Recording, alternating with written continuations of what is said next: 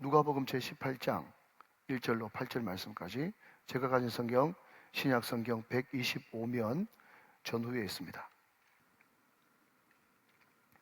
이 계시의 말씀을 한 절씩 나누어서 교독하시고 마지막 절 합독하실 때 살아계신 하나님의 음성을 들어주기를 원합니다. 제가 먼저 1절을 받들어있죠.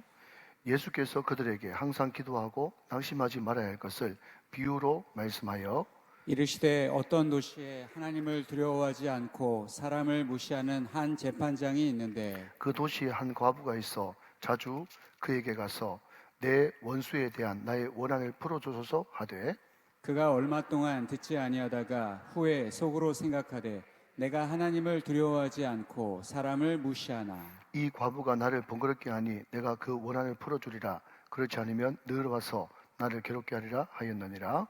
주께서 또 이르시되 불의한 재판장이 말하는 것을 들으라. 하물며 하나님께서 그 밤낮 부르짖는 택하신 자들의 원한을 풀어주지 아니하시겠느냐? 그들에게 오래 참으시겠느냐? 내가 너희에게 이르노니 속히 그 원한을 풀어주시리라. 그러나 인자가 올 때에 세상에서 믿음을 보겠느냐 하시니라. 아멘.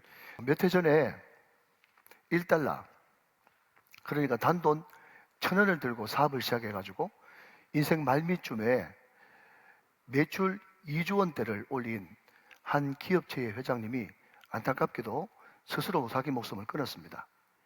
그런데 그 회장님이 돌아가신 것인데 참 아이러니한 것은요, 그 회장님이 돌아가시기 전에, 스스로 목숨을 끊기 전에 역술인, 그러니까 무당 점쟁이를 찾아갔다는 거예요. 그런데 그 점쟁이를 찾아갔는데 그 점쟁이가 한 말 때문에 얼마나 그 점쟁이가 그 세계에서 유명해졌는지 인산인해를 이루었다는 겁니다. 근데 여러분 한번 들어보실래요? 이 점쟁이가 그 회장님이 돌아가시기 전에 딱 3마디를 했는데 제가 적어왔습니다. 첫 번째, 올해는 운이 나쁘니 조심하십시오. 두 번째, 이 강을 건너면 도로가 나올 것입니다.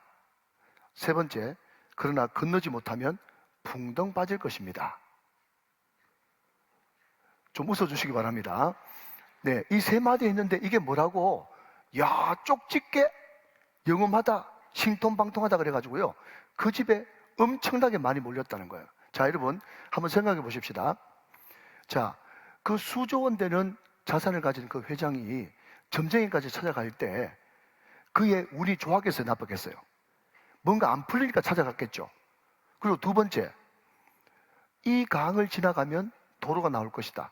지금 큰 위기에 빠졌는데 이 위기의 강을 건너가면 도로 나오는 것이 당연하지 않겠습니까? 그죠? 당연한 거예요. 자, 그러면 그 도로를 건너지 못하면 물에 풍덩 빠질 거다. 근데 여러분 참 재밌는 것은요, 이 회장이 물에 안 빠져 죽고 산에서 죽었거든요. 그러니까 엄밀하게 이야기하자면 반의 반도 안 맞았는데 그의 점쟁이를 찾아갔고 그 점쟁이가 재수없다고 그랬는데 죽는 바람에 그 집에 인산인해를 이룬다. 여러분 제가 그 이야기를 들으면서 참 우리나라 해먹기 좋구나 그 생각을 하게 되고, 얼마나 그 영혼들이 그게 메어가지고 끌려가는 그 영혼들이 불쌍한지 모른다는 거예요. 근데 여러분 더 가관인 것은요, 더 기가 막힌 것은 뻔히 교회 간판을 걸어놓고 뻔히 예수 믿는 크리스찬이라고 하는 이름을 가졌음에도 불구하고 하는 행동은 전혀 이 사람들과 다르지 않다는 것이 더 기가 막힌 것입니다.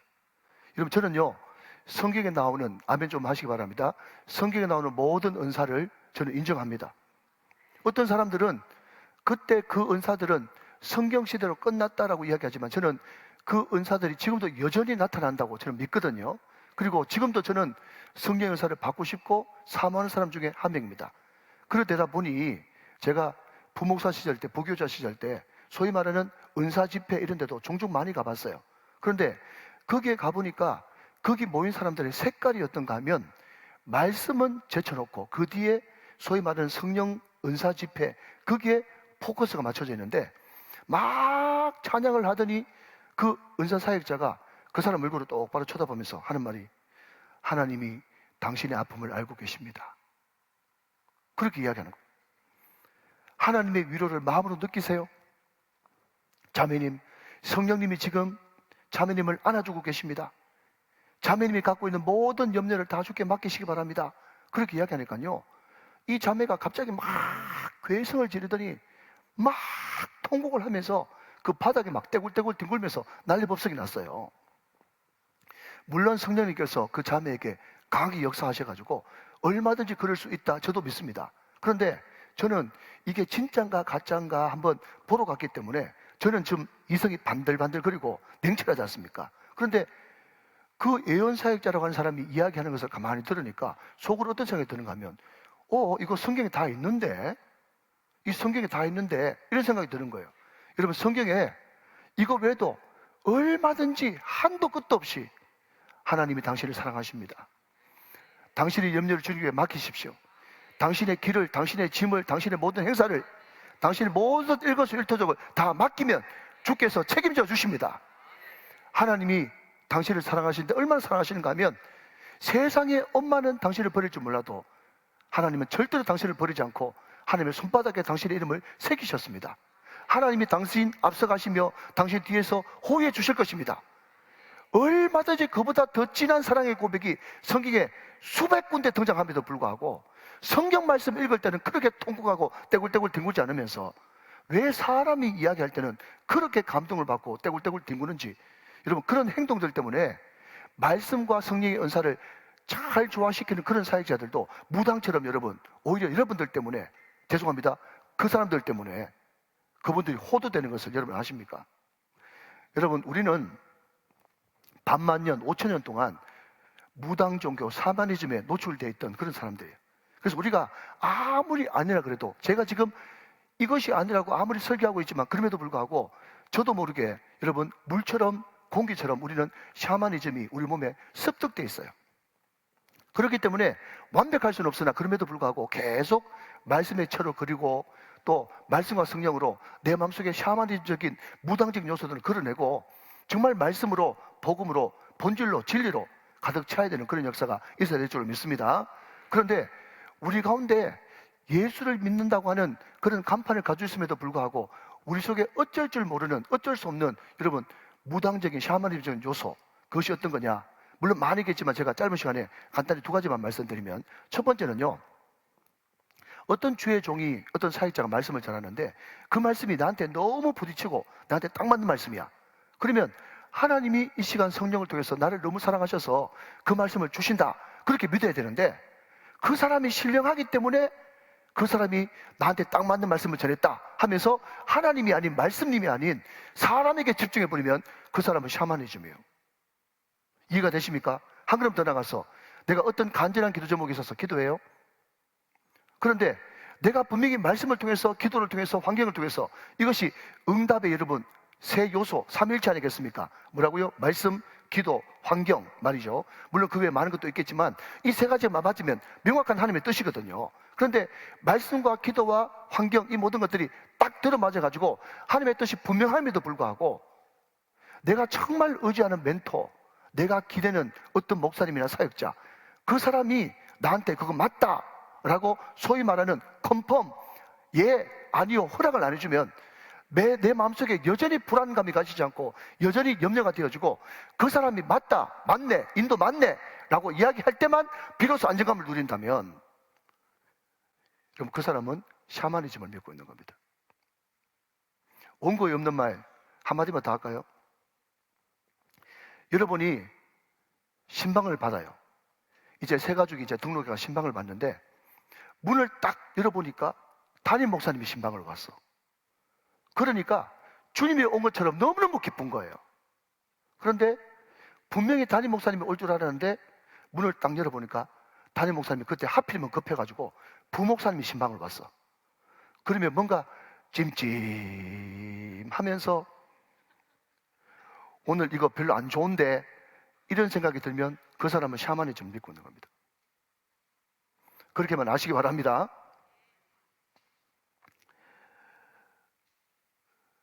여러분, 오늘 제가 이 말씀을 길게 드리는 이유는요, 우리가 신앙생활을 할 때 기도라는 것을 하는데 우리 기도 안에도 이런 샤머니즘적인 요소가 섞여 있다는 거예요.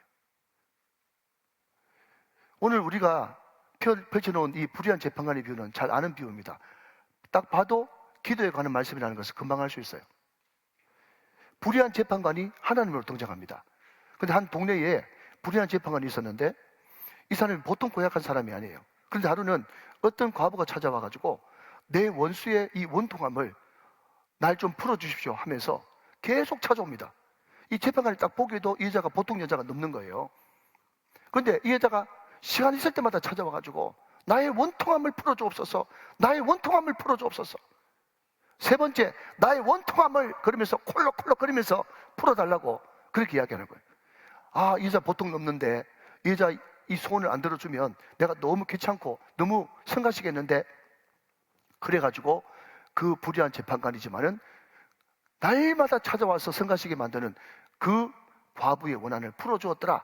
그러니 너희들도 기도할 때 절대로 한 번, 두 번 하고 마치지 말고 하나님이 성가시도록 지속적으로 반복적으로 하나님의 바짓가랑이를 붙들고 하나님 멱살 잡으면서 하나님과 싸우듯이 기도해봐라. 안 나오면 쳐들어간다. 쿵짜락 쿵짝. 그런 마음을 가지고 기도할 때 어떻게 하든지 승부를 봐야 된다. 그렇게 많은 분들이 설교를 했고 우리는 그 설교 은혜를 많이 받았습니다. 물론 여러분 그런 요소가 없지 않아 있어요. 그런데 제가 이렇게 이야기를 하는 거 보니까 여러분 오늘 본문의 진뜻이 그것이 맞다 아니다, 아닐 가능성이 농후하다, 그것을 말씀드리기 위해서 제가 이런 예를 드는 겁니다. 오늘 설교 제목을 보니까 뭐죠? 다시 보고 다시 생각하는 아름다운 이야기예요. 여러분 오늘 이 불의한 재판관의 비유 가운데 끈질기게 기도해라, 강청하는 기도를 해라, 그 말도 맞지만 오늘 본문의 핵심은 여러분 1절에 있는 것입니다. 자, 여러분 1절 말씀 같이 한번 보실까요? 1절.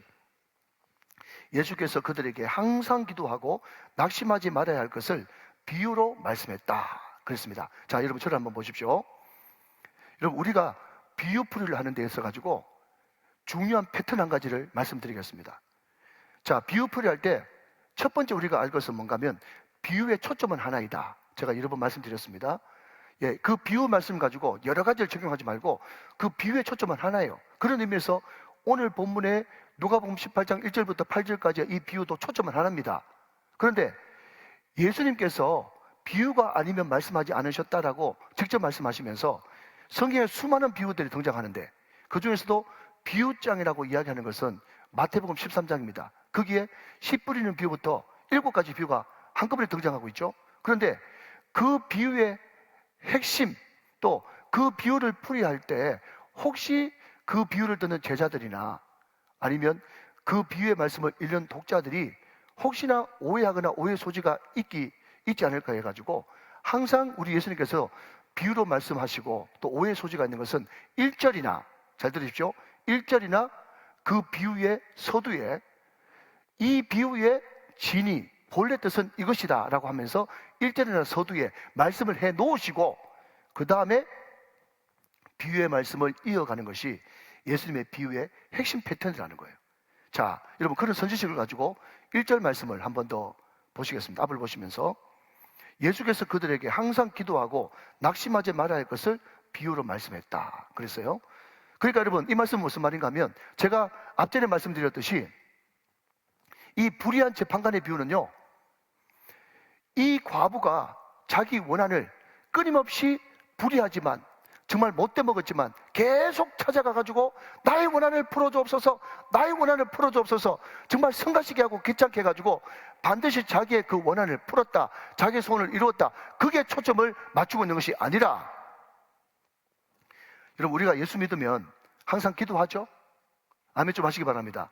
여러분 우리가 예수 믿는 순간부터 죽는 순간까지 기도해야 되잖아요, 그죠? 우리는 항상 기도합니다. 그런데 항상 기도하는데 오늘 그 뒤에 보면 낙심이라고 하는 단어가 등장해요. 자, 그러면 여러분 논리적으로 생각해 봐도 무슨 이야기입니까? 무슨 뜻이 포함되어 있습니까? 우리가 기도할 때 낙심할 일이 있다 없다? 있다, 당연히 있다, 많다요. 우리가 항상 기도하다 보면 낙심할 때가 있다는 거예요. 왜 낙심합니까? 무엇 때문에 낙심하죠? 타이밍이 나하고 안 맞아, 방법이 나하고 안 맞아, 내 소원대로 이루어진 게 하나도 없어. 물론 그런 생각하지만 안 되는 줄 알지만 그럼에도 불구하고, 아니 어떤 사람은 그냥 제가 점잖게 어떤 사람이라고 할게요. 어떤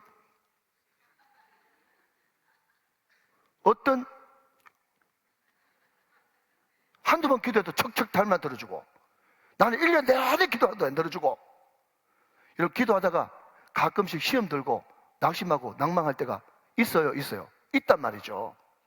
그때 너희들은 낙심하지 말고 계속 기도해야 돼. 여기에 포인트가 있단 말이죠. 너희들이 아무리 시험 들고 낙심할 만한 그런 문제가 있다고 할지라도 하나님이 너희 문제 모르는 것 아니니까, 하나님이 다 알고 계시니까, 다 아시는 하나님 앞에 끊임없이 낙심하지 말고 기도를 계속 해야 될 것을 말씀하는 포인트가 오늘 누가복음 18장에 불의한 재판관의 비유다. 이유가 되시면 아멘. 자, 여러분, 우리가 기도하면 제일 먼저 떠오르는 이야기가 강청기도입니다. 강청기도예요. 여러분, 강청기도는요, 포인트가 이것입니다. 우리가 기도할 때 매달려야죠. 절박해야죠. 또 하나님 앞에 간절해야죠. 여러분, 이것은 기도의 기본이에요. 그런데 그 누가복음 11장에 등장하는 그 강청기도의 포인트는요, 간절함, 절박함, 이것은 기도의 가장 기초라니까요. 그런데 그 기초 밑에 더 기초는 뭔가 하면요, 너희들이 기도할 때 간절히 기도하는 것도 좋지만 절박하게 기도하는 것도 좋지만, 잘 들으십시오. 너희 기도의 가장 기초는 염치 없고 뻔뻔한 마음이야. 그게 포인트입니다. 자, 여러분, 우리가 기도할 수 있는 이유, 어떤 순간에도 우리가 죄 가운데 있음에도 불구하고, 잘못했음에도 불구하고, 실수와 우리 마음에도 불구하고 우리가 기도할 수 있는 이유가 뭐죠? 하나님 그분이 우리 아버지시기 때문에 우리는 염치 불구하고 기도한단 말이죠. 뻔뻔하게 철판 깔고도 기도할 수 있단 말이죠. 여러분, 이게 복음인 것입니다. 믿으시면 아멘. 그러면서 여러분, 그 강청하는 기도를 설명하기를 뭔가 하면, 저도 그런 경험이 있습니다만은, 옛날에는 큰 이불 하나에다가 온갖 식구들이 다 같이 발을 놓고 잤지 않습니까? 근데 누가 발 빼거나 여러분 화장실 가버리면요, 온갖 식구들이 다 일어나야 돼요. 그런데 손님이 왔단 말이죠, 밤늦게. 그러니까 내 형제도 아니고 내 부모도 아니고 내 친구가 와가지고 막 제 이름을 부르는 거예요. 그러면서 손님이 늦게 와가지고 지금 밥 안 먹이면 지금 기진맥진해가지고 죽을 지경인데 떡 한 덩이 달라, 그런 강청을 했습니다. 그때 여러분, 그 부탁을 받은 사람이 이야기하기를, 내가 지금 이 가족들 형편 생각하면 도무지 줄 수 없는 형편이지만 너의 강청함을 인해서 내가 준다 하면서 온 가족 다 깨는 그런 불편함을 감수하고 일어나서 뻔뻔하게 드리는, 염치 없이 부탁하는 그것을 들어줬더라. 그게 강청의 기도이거든요. 사랑하는 여러분, 이것이 바로 기도의 본질인 것입니다. 여러분, 친구라고 그러니까 이해가 잘 안 되시면 제가 이렇게 한번 바꿔볼게요. 여러분, 제 아들이 이제 등록금을 내야 됩니다. 대학 등록금. 그런데 갑자기 등록금 시절이 되니까 말이죠, 갑자기 제 방에 찾아와가지고 청소를 하고 가습기에 물을 갈고 오만 아양을 다 떨더니 옷을 딱 갖춰입고 저한테 와가지고 이렇게 이야기합니다. 사랑이 많으신 아버지, 이번에 등록금을 또 내게 됐는데 부끄럽고 염치 없지만 제가 앞으로 취직해서 반드시 갚을 테니까 등록금 주시기를 바랍니다. 여러분, 제 아들이 그렇게 양복을 딱 입고 내꾸따이를 메고 와가지고 저한테 만약에 이야기한다 그러면 여러분, 제가 어떻게 되는 겁니까? 자, 여러분, 한번 대답해 보십시오. 제 아들하고 지금 저하고 관계가 정상입니까? 비정상입니까? 비정상이에요. 비정상이라고. 이게 여러분 예의를 갖추는 게 아니라 이게 비정상이라니까요. 당연히 내 아들은 내한테 뭐 맡기는 것처럼 아빠 등록금 고지서 나왔는데 하면서 툭 던지고 가야 그게 정상인 거예요. 여러분, 이게 아버지한테 예의를 갖추지 마라, 아버지와 사귀지 마라, 아버지와 관계를 그냥 깊이 맺지 마라, 그런 뜻이 아니라 이건 기본이고, 가장 여러분 중요한 것은 관계예요. 내가 내 기도를 들으시는 하나님을 어떻게 생각하느냐. 기도할 때마다 염치 없고, 기도할 때마다 불안하고, 내가 어떤 중요한 기도 제목이 있을 때마다 40일, 100일, 200일 작전 기도 안 하면 뭔가 안 이루어질 것 같고, 여러분, 제가 감히 도전합니다. 제발 여러분 자신을 괴롭히지 마십시오. 하나님은 자유하기를 원하십니다. 하나님의 따뜻한 손길을 느끼기를 원하십니다. 하나님의 따뜻한 숨결을 누리기를 원하십니다. 그게 복음이에요. 어떤 사람은 담임 목사를 너무 사랑하고 교회를 너무 사랑해가지고 이런 마음 먹는 사람이 있을 거예요. 목사님 그렇게 기도하면, 작전 기도 안 하려고 그러면, 기도 소홀하게 하면 어떻게 하려고 그럽니까? 아닙니다, 여러분. 복음은 바른 복음을 가르쳐야 되는 거예요. 이 복음 위에 여러분 기도가 서면요, 여러분 100일 기도하고 200일 기도해도 자랑하지 않습니다. 이것이 내 의가 되지 않습니다. 그 기도 가운데 20개 기도 제목이 있다면 2개 기도 제목만으로 기도해도 그 자체로 감격을 누리고 감사를 누리고 하나님의 숨결을 누릴 수가 있는 것입니다. 이게 하나님이 우리를 향해서 받고 싶은 기도의 모습인 것이에요. 여러분, 제 어릴 때 저희 할머니가 정한서 떠놓고 많이 빌었어요. 천지신명한테. 그런데 가만히 제가 공부를 좀 해보니까요, 우리 할매가 떠놓은 물은 수돗물이지 정한수 물이 아니라는 것을 알게 됐어요. 여러분, 그게 무슨 말인가 하면요, 여러분, 정한수가 무슨 물인지 압니까? 옛날에는 공동 우물이 있고 공동 샘물이 있었잖아요. 거기에 다른 사람이 한 바가지 뜨기 전에 자기가 먼저 가서 뜨는 첫 번째 뜨는 물이 정한수예요. 그 정한수 뜨려고 그러면 새벽 2시에 일어나야 돼요. 그 물에 목욕 제기를 하고 얼마나 여러분 공을 들입니까? 그러니까 샤머니 저 무당 종교 믿는 사람들의 그 공은요, 우리 열심히 하는 사람 따라갈 수가 없습니다. 그런데 그 정한수 떠놓고 여러분 밤새도록 비는 거예요. 밤새도록 비는데 중요한 것은 누구한테 비는 줄 모르는 거예요. 천지신명한테 비는데 그 천지신명이 누군 줄 몰라. 자기가 만든 신이야. 자기 관념 안에 있고 자기 생각 안에 신이야. 뭔가 여러분 하늘과 땅에 신이 있는데 그 신한테 어쨌든 중요한 것은 대상은 누군지 모르겠고 어쨌든 정성을 많이 들이고 공을 많이 들이면 지성이면 감천이죠. 여러분, 그렇게만 하면 뭔가 떨어지고 나한테 좋은 것이 있겠지 해가지고 막연하게 비는 거예요. 그게 샤머니즘, 그게 무당 종교라고. 그러나 우리 하나님을 믿는 사람은 우리의 기도를 들으시는 대상이 있으십니다. 그분은 창조주시오. 그분은 구원자십니다. 그분은 지금도 우리와 함께 계십니다. 그 놀라우신 성부, 성자, 성령, 삼위 하나님께 우리는 기도드리는 것입니다. 그 하나님께 기도드리기 때문에 우리는 여러분 기도라고 하지만은 말 안 해도 말씀 기도를 드려야 되는 것입니다. 왜요? 태초에 말씀이 계시는데 이 말씀이 곧 하나님이기 때문에 그렇습니다. 이 말씀에 기록된 하나님, 그 하나님이 어떤 것을 기뻐하고 어떤 곳에 관심이 있으며 어떤 방향으로 나아가는 것을 말씀해 주시기 때문에 이 말씀에 깊이 묵상하는데 이 말씀이 주시는 그 방향대로, 그 방법대로 우리가 기도하는 것입니다. 여러분, 창세기를 열면, 여러분 요한복음을 열면, 요한계시록을 열면 성경 여러분 창세부터 요한계시록까지 끊임없이 우리들에게 던지는 메시지가 나는 너를 사랑한다는 거예요. 네가 지금 어떤 형편과 어떠함이 있든지 간에 상관없이 나는 너를 무조건 사랑한다. 조건 없이 사랑한다. 내가 너의 형편 다 알고 있다. 내가 너를 지켜주리라. 내가 너와 함께하리라. 하나님의 사랑이 이 성경책에 뚝뚝 묻어있고 뚝뚝 떨어져 있어. 그러니까 이 말씀을 여러분 펼쳐드는 순간에 기도하기 전에는, 말씀 기도하기 전에는, 말씀 묵상하기 전에는 내 마음속에 불안, 초조, 염려, 조바심, 어쩔 줄 몰함 이런 것들이 가득 찼는데 말씀을 깊이 묵상하는 순간에 어느 순간 여러분 조급함도 사라지고 불안함도 사라지고 두려움도 사라지고 여러분 촉박한 마음도 사라지면서 말할 수 없는 마음속에 평안이 임하게 되는 거예요.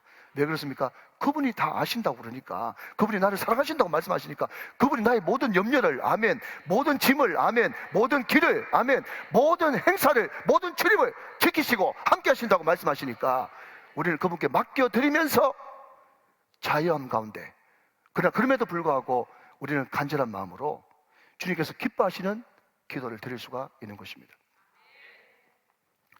여러분, 제가 참 목회를 하면서 뭐 재밌다고 그래야 되나요? 아니면 우픈 이야기라고 이야기해야 되나요? 우리 교회가 여러분 나름대로 기도하는 그런 교회니까 어떨 때는 한 주간 특별기도, 어떨 때는 2주간, 어떨 때는 한 달, 어떨 때는 40일, 뭐 많이 할 때 우리가 100일 기도도 해봤어요. 그런데 참 웃긴 것은요, 첫날 참석하시는 분들은요 끝날까지 참석할 확률이 많습니다. 한번 들어보세요. 그런데 중간에 어떤 출장이나 급한 일이 있어가지고 외국에 나가거나 무슨 볼 일 있지 않습니까? 그러면요 어떤 사람은 아예 참석을 안 해. 그리고 출장 갔다 오고 난 다음에는 참석을 안 해. 그래서 왜 참석을 안 하셨습니까? 물어보니까 그 안에 되시는 분이 하시는 말씀이 뭔가 하면요, 저희 남편이요 하루 이틀 참석할 것 같으면 말고 참석 안 하고 하던데요. 그렇게 이야기하는 거예요. 좀 알아들으십니까? 하루 이틀 참석할 것 같으면 안 돼. 여러분, 이 말 속에 상당히 샤머니즘적인 요소가 많습니다. 뭔가 하면 일주일이면 일주일, 열흘이면 열흘, 또 30일이면 30일, 딱 정해진 그 기간에 내가 뭔가 공을 들이고 풀로 참석해야 하나님께서 그 정성, 그 마음속의 간절함을 보고 응답해 주신다고 하는 그 밑바탕에 사상이 깔려 있단 말이에요. 아니면 말고. 근데 여러분, 하나님은요, 하루 참석하는 것도 기뻐하십니다. 자유하세요. 하루 참석하는 것도 참 기뻐하세요. 어떤 사람은 20가지 기도 제목이 있는데 매일 그 20가지 가지고 하루도 빠짐없이 기도하다가 하루는 너무 바빠가지고 2개밖에 기도하지 못하고 자리에 일어나야 돼요. 근데 하루 종일 여러분 나머지 18개 기도하지 못한 것 때문에 찜찜합니다.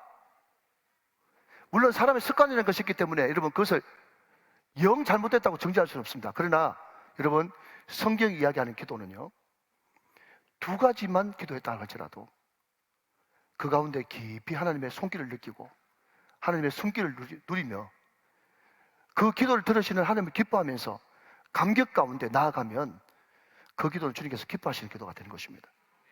사랑하는 여러분, 기도로 자기를 괴롭히지 마시고 기도에 깊은 하나님의 숨결과 터치를 느끼면서 그분과 함께 깊은 관계를 맺는 이런 사람들이 어떤 결과를 나타내느냐면요 항상 기도하고 낙심치 않은 그런 역사가 일어나는 겁니다.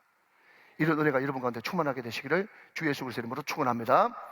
그러니까 자유와 간절함이 조화를 이루어야 된다. 그 말씀을 드리는 거예요. 자, 한 걸음 더 나가서 하나만 더 말씀드리면, 자, 이런 주제입니다. 다시 보고 하면 다시 한번 생각해 보십시다. 뭘 생각하는가 하면 오늘 본문에 등장하는 이 재판관 말이죠. 이 재판관이 과연 이 과부가 계속해서 찾아와가지고 또 똑같은 이야기하고 또 똑같은 이야기하고 자꾸 자기를 승가시게 하고 귀찮게 하는 바람에 이 과부의 소원을 들어줬을까? 과연 그게 맞을까? 하는 것입니다.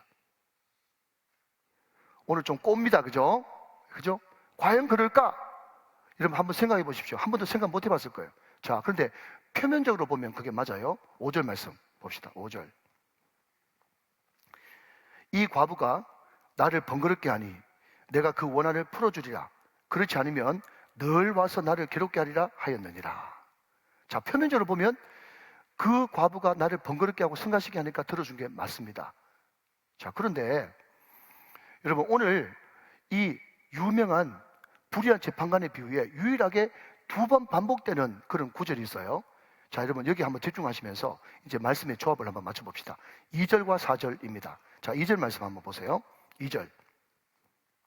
이르시되 어떤 도시에 하나님을 두려워하지 않고 사람을 무시하는 한 재판장이 있었다. 그랬습니다. 자, 앞을 한번 보세요. 앞을 보시고 제가 다시 한번 했습니다. 빨간색 집중하시면서 이르시되 어떤 도시에 하나님을 두려워하지 않고 사람을 무시하는 한 재판장이 있었다.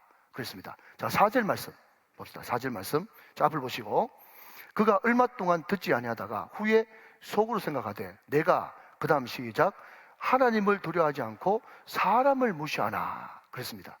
자, 여러분 이 불의한 재판관에 대해서 예수님이 직접 강조해가 설명하는 것은 이 불의한 재판관이 태생이 어떤 인간이라고요?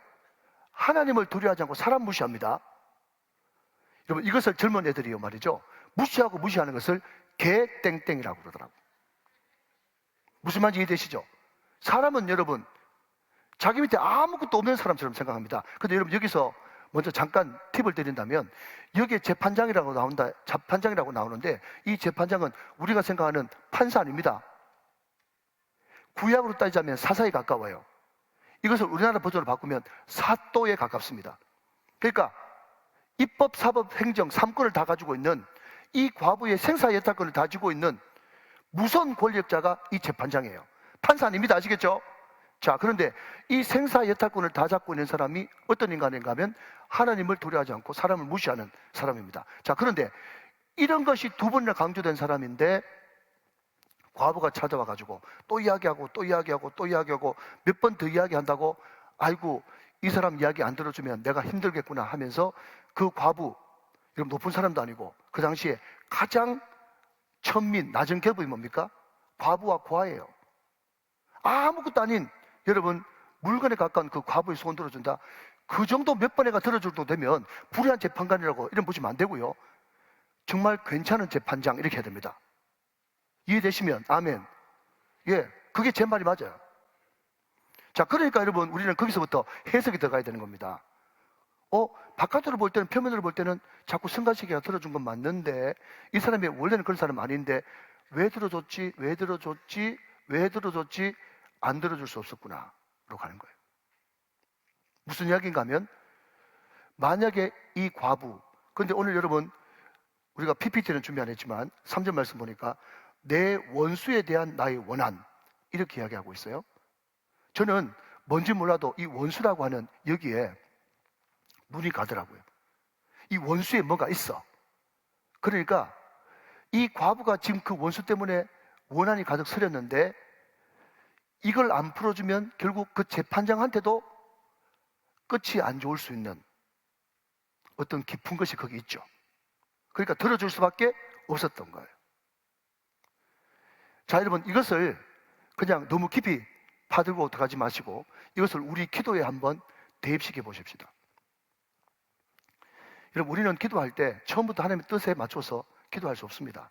다 내 생각이 있고 내 주장이 있고 내 때 타이밍이 다 있어요. 아무리 기도 많이 하는 사람이라도 모든 사람들이 처음에 기도할 때는 여러분 내 생각, 내 뜻, 내 방식, 내 타이밍에 맞춰서 기도합니다.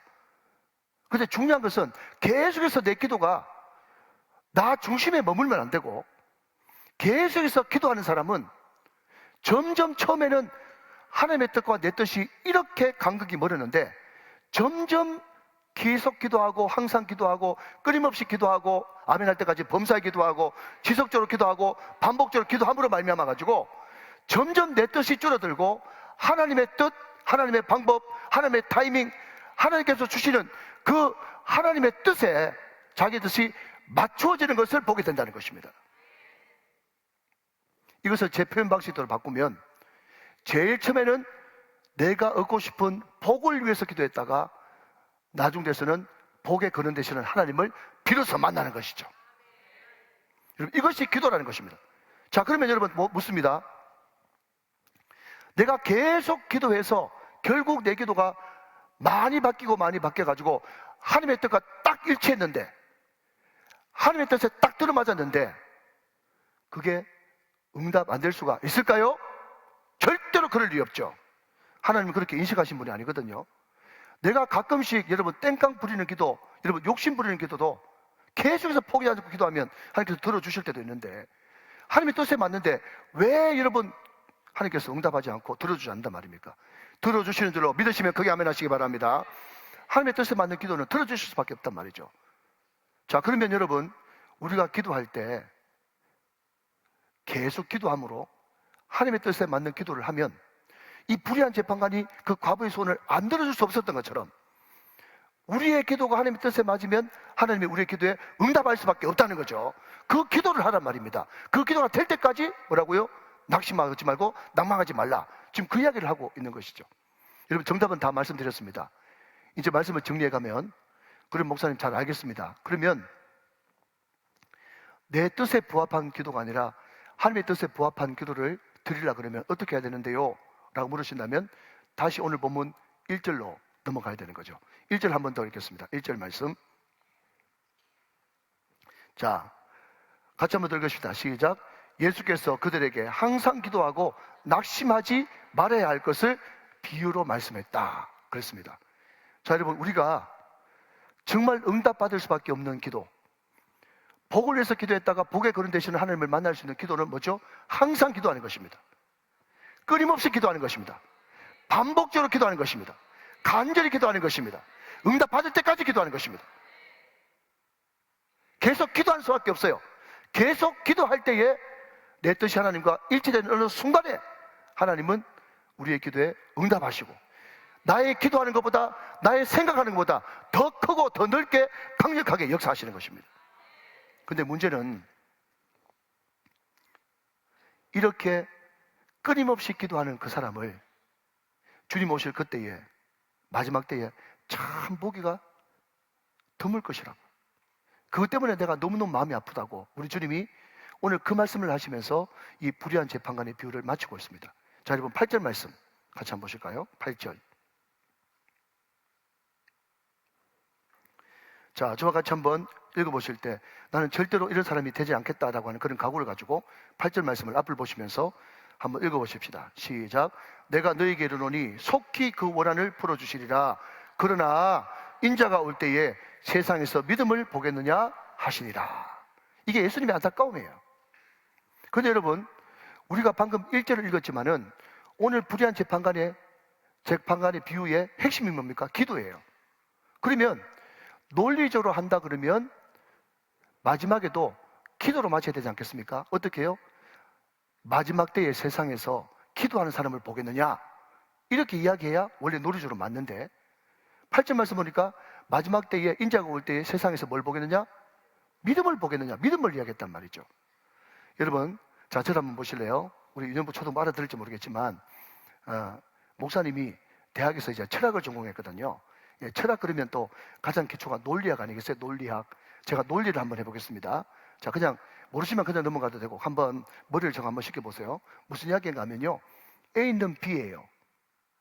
아시겠죠? 그리고 A는 C예요.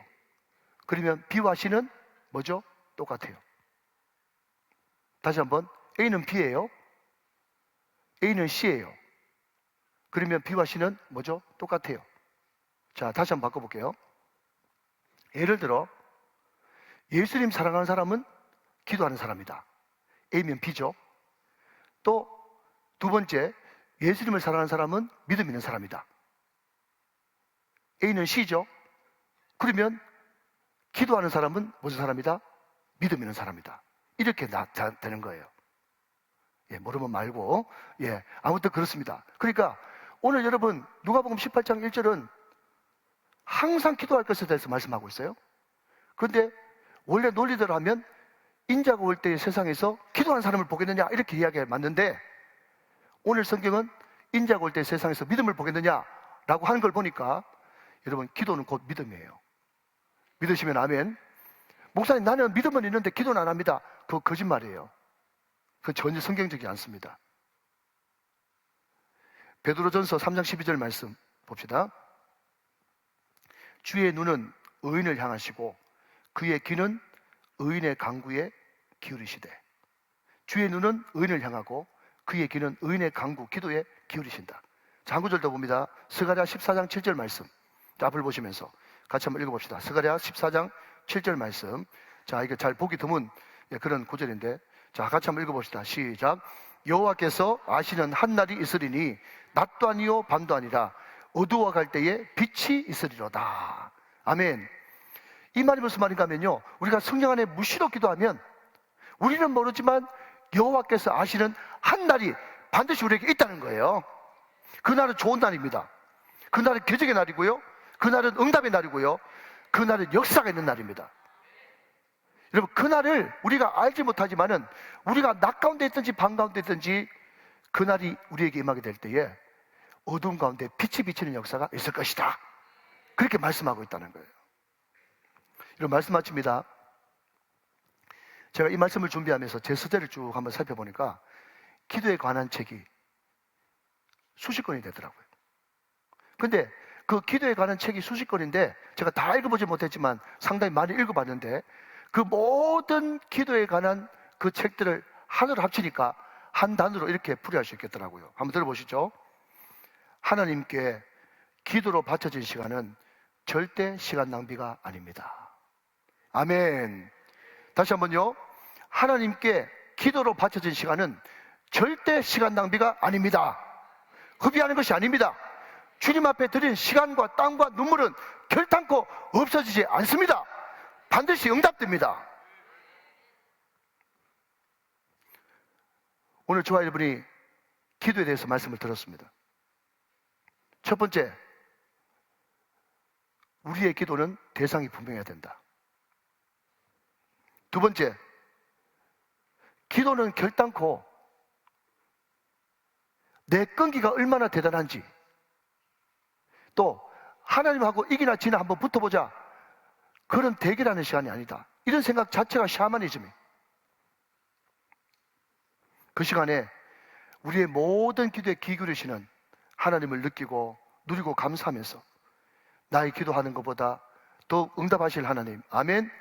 나의 생각하는 것보다 더욱 이루시는 하나님, 그 주님을 기대하면서 끝까지 낙심하지 않고 포기하지 않고 기도함으로 주님 뜻에 합당한 기도를 드리는 자, 그러므로 말미암아 마지막 때에 믿음 있는 자라고 인정받는 자, 바로 그 사람이 저와 여러분 오늘 연말일시를 맞는 우리 우정의 모든 가족들 다 되시기를 주 예수 그리스도 이름으로 축원합니다. 축복합니다. 축원합니다.